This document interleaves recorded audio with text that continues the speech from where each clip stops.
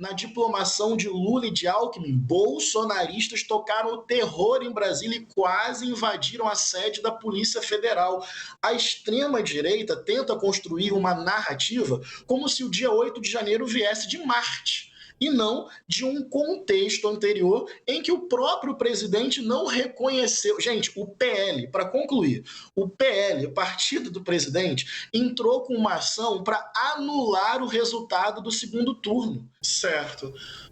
O plano de trabalho apresentado pela senadora Elisiane é um plano, na minha opinião, muito correto. Não tem como ser uma coisa muito pontual ou casuística, porque não se trata de uma CPMI sobre o dia 8 de janeiro.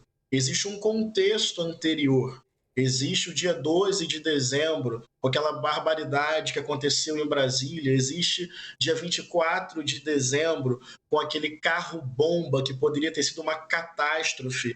Existe minuta de golpe encontrada na casa do ministro de Bolsonaro. Existem influenciadores digitais, empresários, políticos. Como o dia 8 de janeiro não pode ser explicado como um movimento espontâneo, casuístico e pontual, como o dia 8 de janeiro é resultado de uma lógica golpista que se anunciava desde o fim da eleição, basta lembrar no dia 31 de outubro, caminhoneiros bolsonaristas bloqueando estradas no Brasil sob a conivência da PRF, não dá para ser uma investigação pontual. Por isso, tantos requerimentos, porque não é só sobre o dia 8 de janeiro, é sobre a arquitetura de uma tentativa de golpe contra a democracia brasileira.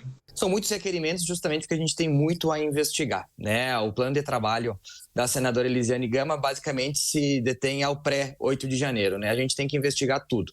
Afinal, quando tu fala que teve muitas divergências e por isso são tantos requerimentos, quase 60% dos integrantes da comissão sequer assinaram, né, a CPMI, inclusive o nosso colega Henrique também não assinou, porque talvez enxergasse que não teria necessidade de investigar. Eu acho que tem que se investigar, então por isso a gente defende também subcomissões, né? A esquerda foi contra as subcomissões, quer colocar tudo esses requerimentos na mão da senadora Elisiane Gama. Eu acho que se a gente quer fazer uma investigação verdadeira, a gente precisa se aprofundar, por isso que eu acho que quanto mais requerimentos a gente mais investigar, mais perto da verdade a gente vai chegar, justamente para descobrir quem eventualmente participou desses atos, quem também se omitiu sobre esses atos e também quem eventualmente praticou abuso de autoridade prendendo pessoas que sequer estiveram na Praça dos Três Poderes. Quando a gente fala em democracia, é sempre bom lembrar, o colega Henrique participa de um partido que defende a ditadura de Nicolás Maduro. Então, a gente tem que ter um pouco de cuidado também quando a gente diz defender a ditadura e quando a gente participa de movimentos que são contrários, né, à democracia. Então, o meu ponto de vista é que a gente tem que se investigar, aprofundar o máximo possível, como tu bem falou, Basília, a gente vai ter ex-ministros de Bolsonaro, ex-ministros de Lula. O meu interesse na CPMI, desde que eu assinei, é que a gente buscasse a verdade, não buscasse uma narrativa para acusar alguém, e sim, somente a verdade. O mais importante no início desse trabalho, na minha compreensão, é a convocação do ex-ministro da Justiça e Segurança Pública de Bolsonaro, Anderson Torres. Na verdade, é muito grave o fato dele ter sido ministro da Justiça, na casa dele ter sido encontrado a minuta de uma tentativa de golpe. Daí depois ele é nomeado secretário de Segurança Pública do Distrito Federal, e nisso eu concordo com o deputado Maurício. Temos que investigar o dia 6, 7 e 8 de janeiro também, detalhadamente, quem praticou omissão. O responsável pela segurança pública do Distrito Federal é Anderson Torres, era Anderson Torres, ex-ministro de Bolsonaro, que 6 dias depois de ter tomado posse como secretário, estava de férias nos Estados Unidos, bem próximo de Bolsonaro, enquanto aquele golpismo se avançava sobre a Praça dos Três Poderes. Portanto, convocar Anderson Torres é chegar bem perto daquele que sempre elogiou ditadura, daquele que tem torturador como um herói. Olha, eu falo com muita tranquilidade. No caso, por exemplo, da Venezuela, eu tenho críticas ao governo Maduro. Onde há autoritarismo e arbitrariedade, a minha consciência é livre para criticar. Onde há avanços democráticos e sociais, a minha consciência é livre para valorizar. Mas tem uma coisa que essa CPMI precisa deixar evidente para o Brasil. Bolsonarismo não é direita. não é civilizado. Não dá para dialogar e trocar ideias sobre posições diferentes de mundo, porque isso é muito saudável.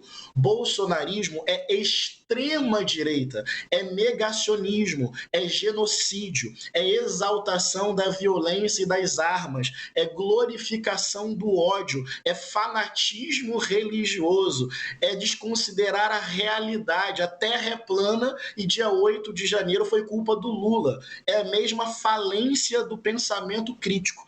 Esta CPMI tem que fugir de narrativas, ir aos fatos, fazer as convocações e, na minha opinião, não deixar passar o caráter sangrento e autoritário do que significa o bolsonarismo no Brasil. Insisto, não é direita civilizada, é negacionismo da ciência, terra plana, fanatismo religioso e tentativa de golpe contra a democracia. Anderson Torres tem que ser o primeiro requerimento aprovado amanhã, no meu entendimento. Olha, Basílio, eu fico até perplexo em ver tanto entusiasmo do colega Henrique em falar da CPMI, sendo que ele nem assinou, né? Se tem tanta certeza do que se vai analisar, do que se vai apurar, né, deveria ter assinado a CPMI. Talvez não assinou porque não quisesse ou teria alguma ideia esconder alguma coisa. No meu ponto de vista, eu vou aprovar todos os requerimentos, Mauro Cid, eu não tenho, né, ninguém de estimação, eu sou responsável pelos meus atos. Então, se alguém cometeu erros, independente de quem foi, eu acho que essa pessoa deve ser investigada. Eu vou aprovar todos os requerimentos de convocação. Espero que o colega faça o mesmo e que não tenta proteger eventuais aliados do governo, né? Quando se fala muito em genocídio, se tem uma fixação por Bolsonaro, enfim, olha, só na Venezuela que vocês receberam de tapete vermelho aqui, ano passado mais de 700 pessoas foram mortas, né, em protesto quando o governo e uma colega da Basília recebeu um soco no peito, né, de um capanga de Maduro que vocês fizeram uma nota, o PSOL, defendendo o governo. Então a gente tem que ter um pouco de calma quando a gente fala em democracia, porque os atos eles vão contra as narrativas. Eu, Basília, posso te afirmar que vou votar a favor de todos os requerimentos para ouvir as pessoas, sou a favor de subcomissões para investigar verdadeiramente o que aconteceu. A gente tem que sair das narrativas já prontas, como fez a Elisiane Gama, já basicamente decidindo o que aconteceu até lá, senão não precisaria de CPMI, né? Você já tem uma resolução pronta. Eu quero investigar, quero entender qual que foi a participação de Anderson Torres, quero entender porque Gonçalves Dias facilitou a entrada de manifestantes, quero entender porque ele, inclusive, falou para onde os manifestantes deveriam ir, quero entender porque existem pessoas presas que vão ser comprovadas que não estiveram na Praça dos Três Poderes. Poderia ser um pai, uma mãe nossos que estiveram lá, que não estavam na Praça dos Três Poderes e que foram presos. Eu acho que o Brasil merece essas respostas. A gente precisa devolver a dignidade para pessoas que não participaram de tais atos e condenar pessoas que participaram de tais atos. A gente tem que dividir em culpados e inocentes. E é isso que eu vou buscar na CPMI, sem fanatismo, sem narrativas. Eu vou buscar única e exclusivamente a verdade.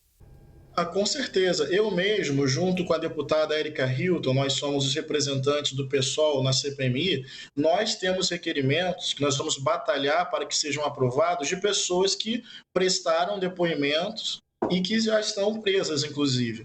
Nós tivemos acesso, por exemplo, a algumas pessoas, a informação de que algumas pessoas foram financiadas por pastores e igrejas, o que me entristece muito. Eu sou pastor, discípulo de Jesus, defensor do Estado laico, sei que milhares e milhares de pessoas têm uma fé genuína e amorosa no coração, só querendo servir ao próximo, mas infelizmente, como em tudo na vida, tem aqueles que manipulam, tem aqueles que usam a fé para promover o ódio. Então esse é um exemplo. Eu mesmo estou requerendo o nome, a convocação de pessoas que estão presas para ouvir melhor que igrejas foram essas, que lideranças foram essas, que pastores foram esses, por que houve esse financiamento. E concordo também com o deputado Maurício. Se há pessoas inocentes indevidamente presas, isso tem que ser revertido rapidamente.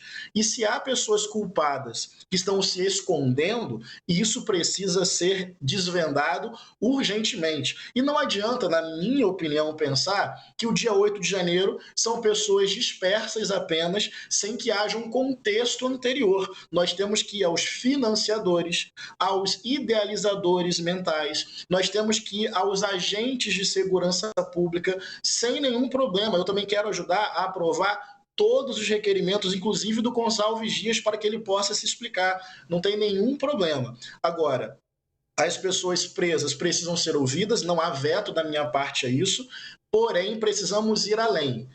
Não dá, eu acho assim surreal pensar o dia 8 de janeiro, esquecendo que no dia 24 de dezembro tinha um carro-bomba que ia explodir perto do aeroporto de Brasília, de um bolsonarista, e que ele disse que aquilo foi organizado dentro do acampamento. Não dá para pensar dia 8 de janeiro sem pensar dia 12 de dezembro, quando, na diplomação de Lula e de Alckmin, bolsonaristas tocaram o terror em Brasília e quase invadiram a sede da Polícia Federal. A extrema-direita tenta construir uma narrativa como se o dia 8 de janeiro viesse de Marte e não de um contexto anterior em que o próprio presidente não reconheceu. Gente, o PL, para concluir, o PL, o partido do presidente, entrou com uma ação para anular o resultado do segundo turno.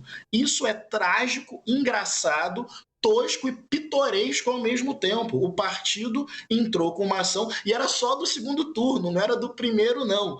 O problema é que a extrema-direita, de tão absurda e de mentir tantas vezes, começa a fazer daquilo que é absurdo algo que parece normal. Dia 8 de janeiro, os presos têm que ser ouvidos, se são inocentes, isso tem que ser revertido para ontem, mas não dá para pensar 8 de janeiro sem carro-bomba dia 24 de dezembro e quase catástrofe em Brasília, como se isso não tivesse nada a ver com o golpismo próprio do bolsonarismo.